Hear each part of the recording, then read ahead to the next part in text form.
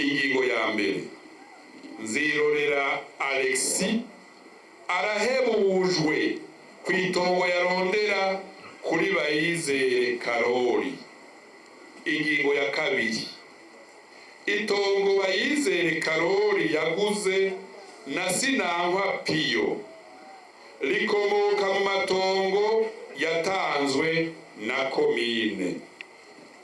Ingingo ya gatatu, Bayizere Karori arubahirijwe kw'itongo yaguze na Sinankwa Piyo. Ingingo ya kane, ingingo zose n'imanza zabaye imbere y'iyi ngingo zirafuswe. Ingingo ya gatanu, iyi ngingo ntabanduka ishirwa mu ngiro igisohoka kandi ntiyungururizwa mu masentare hisunzwe ingingo ya 14 na 15 zibwirizwa nomero 1 agakwego 11 ryo kuwa 28 Rusama umwaka wa 2024 rigenga umugwi severe. Ingingo ya gatandatu, umugwi severe ni ujejwe gushira mu ngiro izi ngingo. Umugwi severe ufashe ingingo zikurikira. Ingingo ya mbere, Nzirorera Alexis arahebuje kw'itongo yarondera ku muryango w'umuhisi Kavuyimbo Jean. Ingingo ya kabiri, itongo Kavuyimbo Jean yaguze na Nyarubira Nestor rikomoka mu matongo yatanzwe na komine. Ingingo ya gatatu, umuryango wa Kavuyimbo Jean urubahirijwe mw'itongo waguze na Nyarubira Nestor. Ingingo igira kane, ingingo zose n'imanza zabaye imbere y'ingingo zirafuswe. Ingingo ya gatanu, iyi ngingo ntabanduka ishigwa mu ngiro igisohoka kandi ntiyungururizwa mu masentare hisunzwe ingingo za 14 na 15 zibwirizwa nimero 1 agakwego 11 ryo kuwa 28 Rusama 2024 rigenga umugwi severe. Ingingo ya gatandatu, umugwi severe ni ujeje gushira mu ngiro y'ingingo.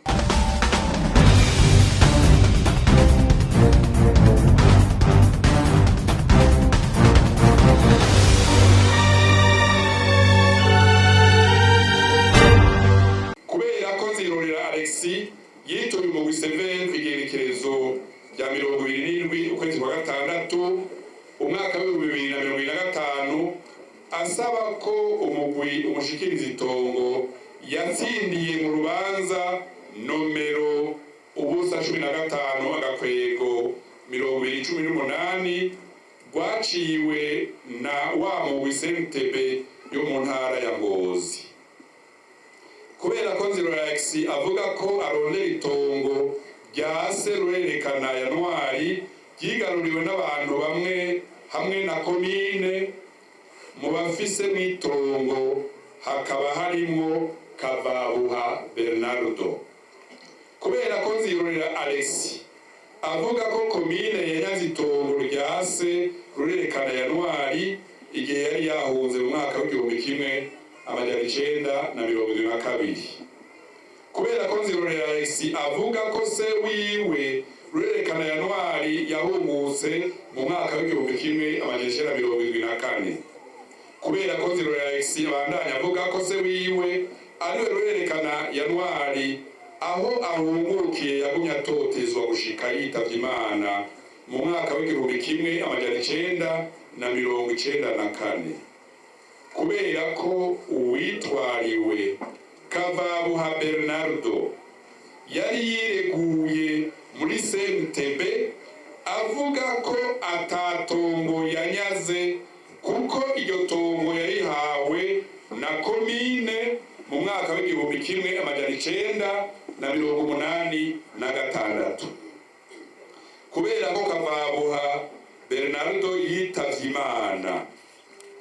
Kubera ko intumwa za severe zumvirije umupfasoni wa Kavabuha Bernardo ariwe Miburo Ana Maria kw'igerekerezo rya 13 Munyonyo 2025 akavuga ko atatongo banyaze Nzirorera Alexis.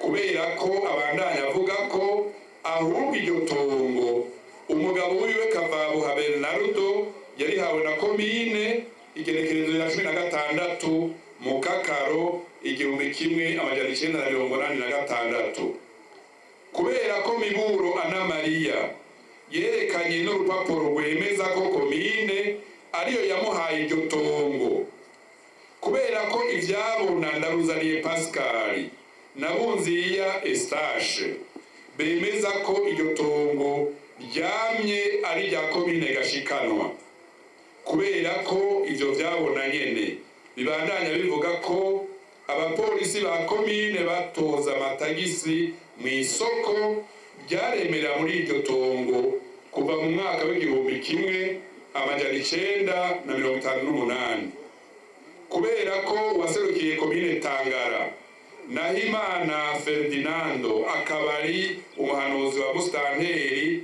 mu vyajejwe harimo amategeko yemeje ko komine yatanze ivyo bibanza mu ntumbero y'iterambere ryaho n'iry'abenegihugu, kubera ko ingingo nomero 08 agakwego severe agakwego 2026 y'umugwi severe yo kwigenekerezo rya 21/0 umwaka wa 2026 yafashwe kuri iryo tongo ryose harimwo naho havugwa muri ayo matati, kubera iyo ngingo ivuga ko umugwi severe uremeje ko itongo ryari mu matati riguma ryegukiye komine Tangara, kubera ko mu butumwa umugwi severe ushinzwe harimo gutororokanya ku izina rya leta amatongo n'ayandi matungo vya leta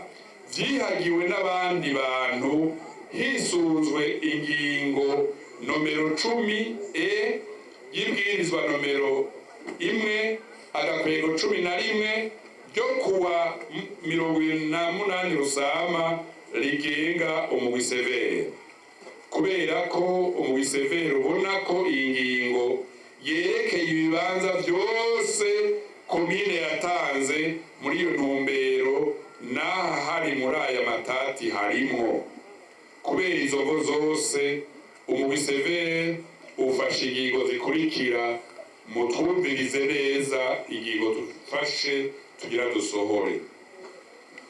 Ingingo ya mbere, itongo Kavabuha Bernardo aserukirwa na Miburo Ana Maria arondegwako na Nzirorera Alexis rikomoka mu matongo yatanzwe na komine,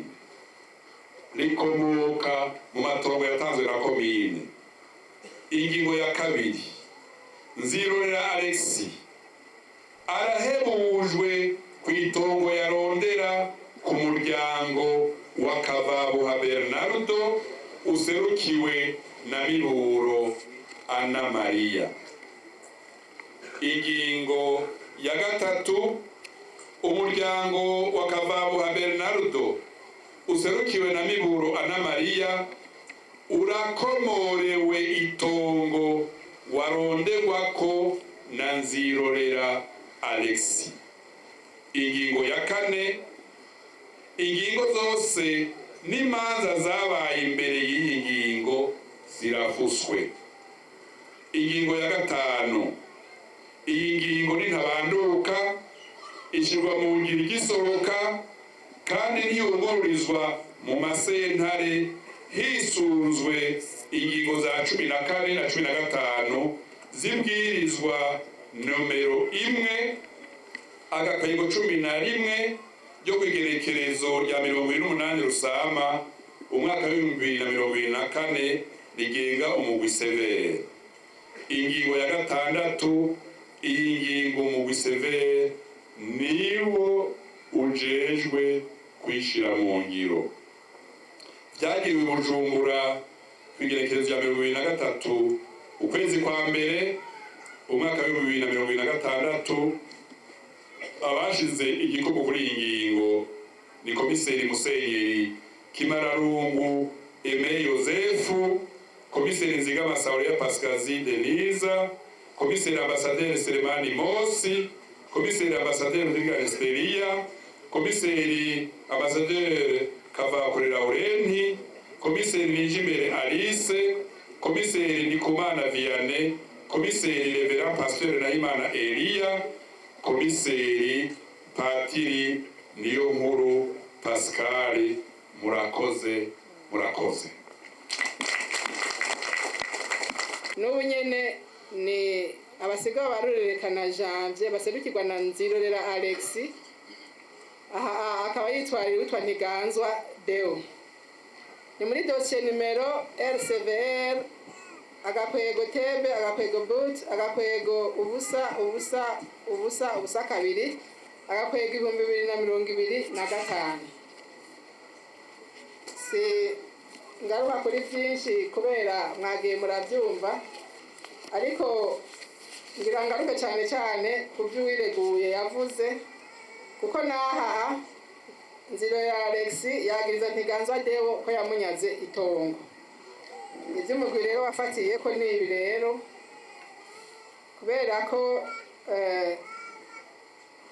Nzirorera Alex yituye umugwi asaba ko bomushyirira mu ngiro urubanza yari yatsindiye muri Sentebe mu ntara ya Ngozi, aho akaba yitwarira Ntiganzwa Deo ku itongo se wiwe Rurekana Janvier, ku itongo yari yanyaze n'uwo Ntiganzwa Deo. Uyu nawe mu kwiregura Ntiganzwa Deo yavuze ko igihe umugwi wamubaza yavuze ko iparisera bapfa yayiguze mu 1994 n'uwitwa Isidore, nawe yari yayiguze na Bucintezi, nawe akaba yari yahawe parisera na komine Gashikanwa ubu yitwa zone. Kubera ko rero Ntiganzwa Deo avuga yuko Nzirorera Alex yari asanzwe ari umufundi wo kubaka, akaba ari nawe yamwubakiye inzu muri ico kibanza kirimo amatati, kubera ko icyo gihe yamwubakira atigeze avuga ko ariko amwubakira mu kibanza ciwe, kubera ko intumwa z'umugwi severe zashyitse ku itongo ririmo amatati zikumviriza ibyabona.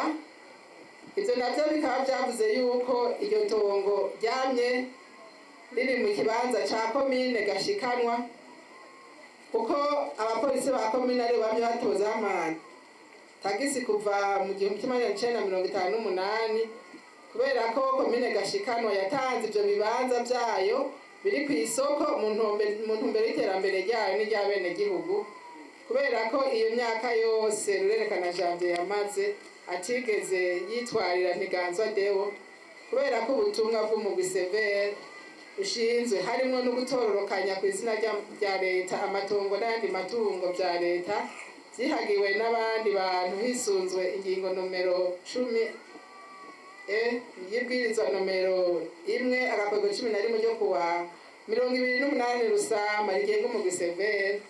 Kubera izo mvo zose ingingo zafashwe n'umugwi nizi: ingingo ya mbere, itongo Ntiganzwa Deo yaguze na Bucumi Isidore rikomoka amatongo yatanzwe na komine. Ingingo ya kabiri, Nzirorera Alex arahebuje ku itongo yarondera kuri Ntiganzwa Deo. Ingingo ya gatatu, Ntiganzwa Deo arakomerewe yopase yarondera kuri Nzirorera Alex. Ingingo ya kane, ingingo zose n'imanza zabaye imbere y'ingingo zirafuswe. Ingingo ya gatanu, iyi ngingo ntabanduka kandi ishishirwa mu ngiro igisohoka, umugwi severe n'ujejwe kubishira mu ngiro. Hakaba ingingo zafashe hashashe abakomiseri Musenyeri Kimararungu Aime Joseph, komiseri Nzigama Sauria Pascazi, komiseri ambasaderi Selemani Mosi, komiseri ambasaderi Budiriganya Stella, komiseri ambasaderi Kavakure Laurent, komiseri Nijimbere Alice, komiseri Ndikumana Vianney, komiseri Reverend Pasteur Nahimana Eli, komiseri Sindokose Denise, komiseri Abe Pascal Niyonkuru.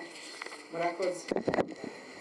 Reka ubwa mbere nsubire nshimire abaserukiye Buramatari abaserukiye ba musitanteri, abaserukiye amazone bose n'aba banyagihugu batwitavye kugira bamenye umugwi severe ubutumwa ushinzwe cyane cyane muri iki gisata bavyita kugerageza aho bishobotse hose gusubiza abanyazwe ivyabo, cyane cyane ivyanyazwe mu bihe bigoye by'ubwicanyi by'akarenganyo igihugu caciyemo. Nico gihugu catuzindukanye. Impanuro twotanga uyu munsi twicaye muri kino kibanza nizo kubwira abarundi bose bicaye mu bitari gwabo yuko bokwitegura bakaganira n'abafitaniye amatati bagashika mu masezerano umugwi severe utarinze kubyinjiramo. Ayo masezerano bayumvikanye, twebwe nk'umugwi severe baca bayadushikiriza tukashirako ikidodo. Umwumvikano rero w'ibwirizwa dufise ni uje imbere kugira ngo ari inzu yanyazwe, ari tongo, eka n'ayandi matungo, burya ababanyi barabizi cyane cyane bakuze iyo bashatse gusohora ukuri. Tubasabe mwinjire mu biganiro bibyara amasezerano. Abazi kinofunofu mwibwirizwa bavyise arrangement arabia. Iyo ni impanuro ya mbere. Impanuro ya kabiri ku bavyeyi n'abo bibarutse. Uyu munsi mu gihugu uhereye i Bujumbura, Ngozi, Muyinga, ukaja Imakambi, Bururi, mu Kayanza, mu Kirundo, hari abana bavukiye mu mazu bagakurira mu mazu batazi ko ayo mazu yanyazwe. Abavyeyi babo bakinumira, umwana akavuka akonkera muri iyo nzu agakura akaja kubaka urwiwe, abavyeyi barinumiye. Muri iyi myaka turi muri iki kivi, hari abana bazomenya muri uno mwaka cyangwa umwaka uza ko ya nzu bavukiramwo ari nyagano. Batangare, bababare, bashaburira abavyeyi kubera binumiye. Bana gwaruka muri ngaha, baza abavyeyi banyu muti irya nzu ni yacu canke ni nyagano. Nimutinye kubibaza kuko turamaze kubona abana bagwa mu ngorane batazi ire vyagenze.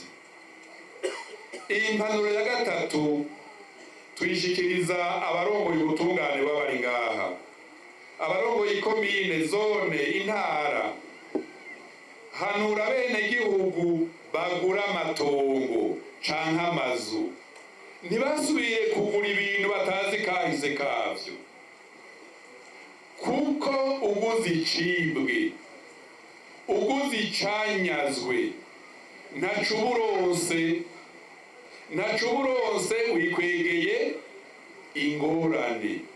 Muzogure amatongo canke amazu muzi kahise kavyo, kuko ukagura iryo tongo uzobuguriye umuntu yadandaje ikitari gwiwe.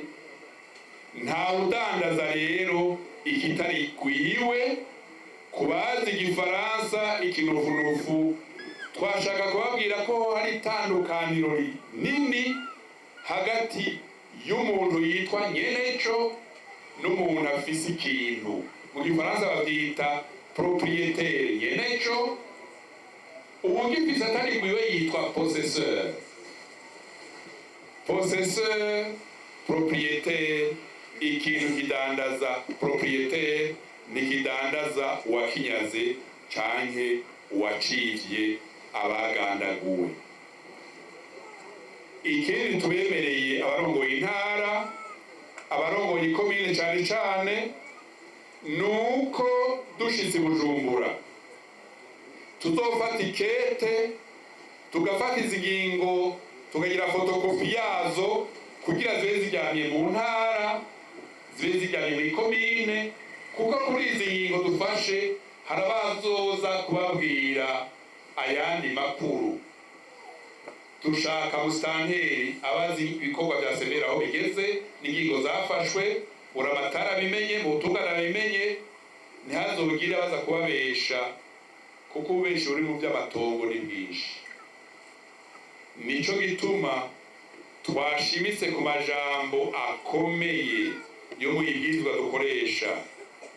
Izi ngingo umugwi severa ufata ni ntabanduka, zija mu ngiro ubwo nyene zigifatwa, kandi ntaho zija mu masentare zunguruza. Abazi igifaransa décision exécutoire, abazi igifaransa décision non susceptible de recours juridictionnel. Ijambo rya nyuma ariyo mpanuro ku gihugu cose. None murabona amahoro n'ubutungane bishoboka hari abantu bicaye mu bintu bitari wabo? Umupfakazi nyene inzu yabuze umugabo canke yabuze abana bari bayimwubakiye, akabura umugabo canke abana, akabura n'itongo, akabura n'inzu yiwe, mwubu amahoro n'ubutungane byoshoboka? Ntibyoshoboka. Nico gituma mwese mugiye guharanira ayo mahoro, ubwo butungane, kuko nibyo bizodufasha kwitega iterambere. Iterambere twifuza mu Burundi rishigikirwa n'ibintu bibiri: amahoro n'ubutungane kuri twese, kugira ngo imyidogo, amaganya n'agahinda abarundi batari bake baciyemwo mu bwicanyi butandukanye twaciyemwo, butuma hagandagurwa abantu hakanyagwa n'ivyabo, bihera mu gihugu. Tugira amahoro, tugira ubutungane, tugira ubutungane bunwanisha abasangiye igihugu. Imana ihezagire abarundi bose. Murakoze.